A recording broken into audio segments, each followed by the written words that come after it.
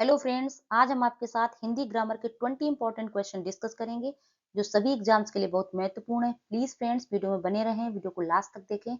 आपका पहला प्रश्न है, संस्कृत के ऐसे शब्द जिसे हम ज्यों का त्यों प्रयोग में लाते हैं कहलाते हैं? तद्भव, विदेशज, तत्सम, देशज। आपका सही उत्तर है सी, तत्सम। तत्सम शब्द ऐसे संस्कृत भाषा के शब्द होते हैं जिन्हें हम बिना परिवर्तन के एज इट इज हिंदी में यूज करते हैं। आपका दूसरा प्रश्न है,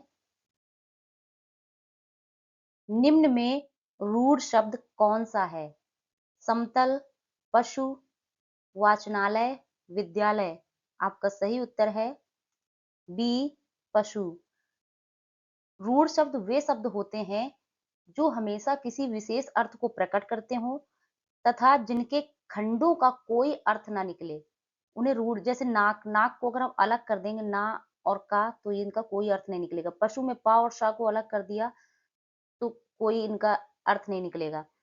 आपका तीसरा प्रश्न है, श्याम सोता है, यह कौन सी क्रिया है? सकर्मक क्रिया, अकर्मक क्रिया, ए और बी दोनों, इनमें से कोई नहीं। आपका सही उत्तर है बी, अकर्मक क्रिया। अकर्मक क्रिया वह क्रिया होती है जिसमें कर्म की आवश्यकता नहीं होती, यानी क्रिया का सीधा प्रभाव कर्ता पर पड़ता है। जैसे श्याम सोता है तो इसमें श्याम जो है कर्ता है, सोता क्रिया है और इसमें कोई भी कर्म नहीं है। तो जहां कर्म की आवश्यकता नहीं होती वहां पे हमारी अकर्मक क्रिया होती है।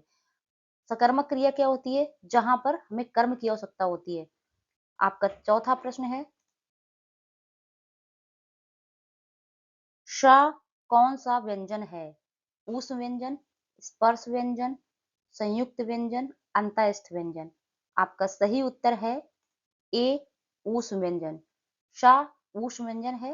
ऊष्म व्यंजन वे व्यंजन होते हैं जिनके उच्चारण में मुख से गर्म हवा निकलती है और इन व्यंजनों का उच्चारण करते समय वायु रगड़ करके ऊष्मा पैदा करती है। और ये वर्णमाला में 4 होते हैं, श, श, श और हा। आपका पांचवा प्रश्न है, 3 बेर खाती थी वे 3 बेर खाती है में कौन सा अलंकार है? अनुप्रास, श्लेष, यमक, अन्योक्ति। आपका सही उत्तर है सी, यमक। 3 बेर खाती थी वे 3 बेर खाती है में यमक अलंकार है, क्योंकि इसमें बेर शब्द की का प्रयोग 2 बार हुआ है और दोनों बार इसका अर्थ अलग-अलग है। एक एक बार बेर का अर्थ समय समय से है और दूसरे बेर का अर्थ फल से है। आपका छठवां प्रश्न है, विशेषण और विशेष के योग से कौन सा समास बनता है? द्वंद्व, कर्मधारय, तत्पुरुष, द्विगु। आपका सही उत्तर है बी, कर्मधारय। कर्मधारय ऐसा समास है जिसका पहला पद विशेषण या उपमान होता है और दूसरा पद विशेष या उपमेय होता है। और इस समास में दोनों पदों के बीच जो या के समान जैसे शब्द आते हैं।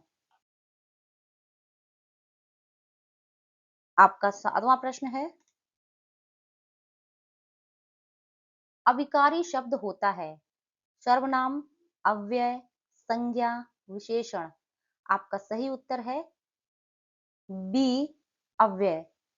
अविकारी शब्द वे शब्द होते हैं जिनमें लिंग, वचन, कारक और काल का के आधार पर कोई परिवर्तन नहीं होता और ये शब्द वाक्य में हमेशा एक जैसे ही रहते हैं और इन्हें अव्यय भी कहते हैं। अविकारी शब्द 4 प्रकार के होते हैं, क्रिया विशेषण, संबंध बोधक, समुच्चय बोधक और विस्मयादि बोधक। आपका 8वां प्रश्न है, निम्नलिखित में से कौन सा संवृत स्वर संवृत है? आ, औ, ई, ऐ। आपका सही उत्तर है सी, ई।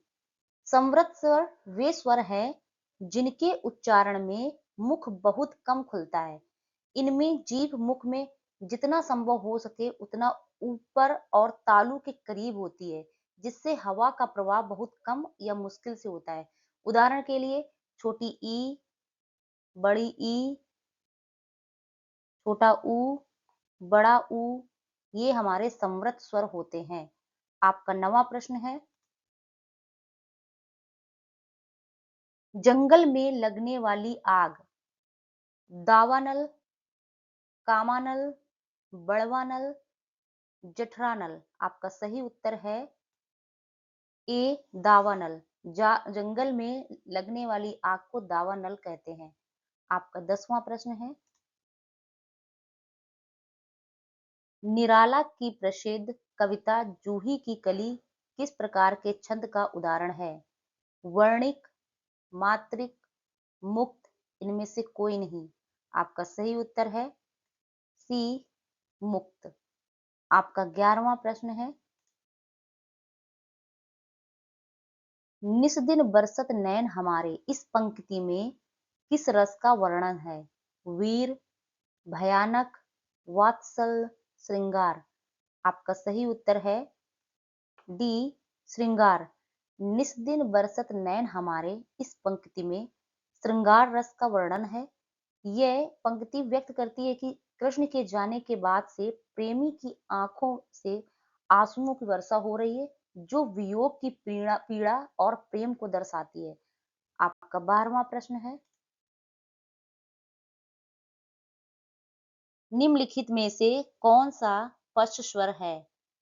ई, ढ, आ, ज। आपका सही उत्तर है सी, आ। पश्च स्वर वे स्वर होते हैं जिनके उच्चारण में जीभ का पिछला भाग काम करता है। इन स्वरों में बड़ा आ, छोटा ऊ, बड़ा ऊ, ओ और औ शामिल हैं। आपका 13वां प्रश्न है, ए, ऐ, ओ, औ कौन सा स्वर है? संयुक्त स्वर, दीर्घ स्वर, ह्रस्व स्वर, इनमें से कोई नहीं। आपका सही उत्तर है ए, संयुक्त स्वर। ए, ऐ, ओ, औ संयुक्त स्वर होते हैं। आपका 14वां प्रश्न है, टोरठा के प्रथम चरण में कितनी मात्राएं होती हैं? 10, 11, 12, 13। आपका सही उत्तर है बी, 11। आपका 15वां प्रश्न है, पीताम्बर में कौन सा समास है? द्वंद्व, कर्मधारय, द्विगु, बहुब्रीहि। आपका सही उत्तर है डी, बहुब्रीहि। पीताम्बर में बहुब्रीहि समास है क्योंकि इसका समास विग्रह होता है पीला है अंबर जिसका, और यह एक विशेष अर्थ श्री कृष्ण के लिए निकलता है। आपका 16वां प्रश्न है, अव्ययीभाव समास का एक उदाहरण यथाशक्ति का सही विग्रह क्या होगा?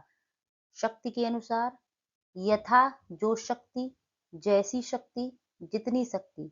आपका सही उत्तर है ए, शक्ति के अनुसार। आपका 17वां प्रश्न है, निम्न में विकारी शब्द कौन से हैं? क्रिया विशेषण, संबंध बोधक, विस्मयादि बोधक, तत्सम तद्भव, देशज विदेशज, संज्ञा सर्वनाम विशेषण क्रिया, इनमें से कोई नहीं। आपका सही उत्तर है सी, संज्ञा सर्वनाम विशेषण क्रिया। आपका 18वां प्रश्न है, सभा में 20 लोग थे, इनमें विशेषण का कौन सा भेद है? निश्चित संख्यावाचक, परिमाणवाचक, अनिश्चित संख्यावाचक, समुदायवाचक। आपका सही उत्तर है सी, अनिश्चित संख्यावाचक।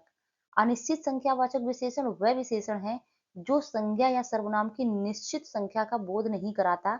ये शब्द किसी भी चीज की संख्या के बारे में अनिश्चितता बताते हैं, जैसे कुछ, सब, कई, थोड़ा, अनेक, अनगिनत,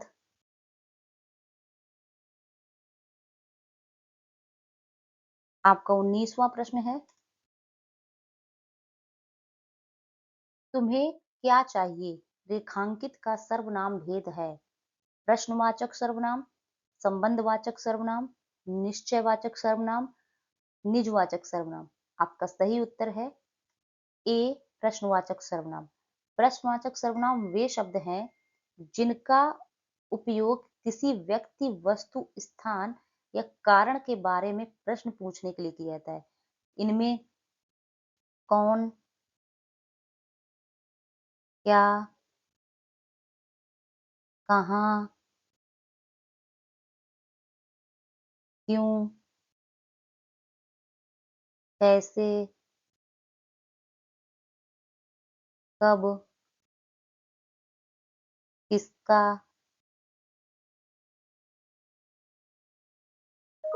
जैसे शब्द शामिल हैं। आपका 20वां प्रश्न है, गुनगुन गुनगुन गूंज रही है मधुवन में, मधुमालती में कौन सा अलंकार है? यमक अलंकार, अनुप्रास अलंकार, रूपक अलंकार, उपमा अलंकार। आपका सही उत्तर है बी, अनुप्रास अलंकार। जब वाक्य में किसी वर्ण की आवृत्ति एक से अधिक बार होती है तो वहां पे अनुप्रास अलंकार होता है। इस पंक्ति में गुनगुन, गूंज में ग वर्ण और मधुवन में, मधुमालती में, मधुबन में, मधुमालती में मां वर्ण की आवृत्ति हुई है। तो इसमें गुनगुन गूंज में गा की और मधुबन मधुमालती में मां वर्ण की आवृत्ति हुई है, इसलिए यहाँ पे अनुप्रास अलंकार है। प्लीज फ्रेंड्स, अगर आपको वीडियो पसंद आया है और अगर आप चैनल में नए हैं तो प्लीज चैनल को सब्सक्राइब कर लीजिए, और अगर आपको वीडियो पसंद आया तो प्लीज वीडियो को लाइक कर दीजिए और कमेंट बॉक्स में कमेंट करके मुझे जरूर बताएं कि आपको वीडियो कैसा लगा। Thank you.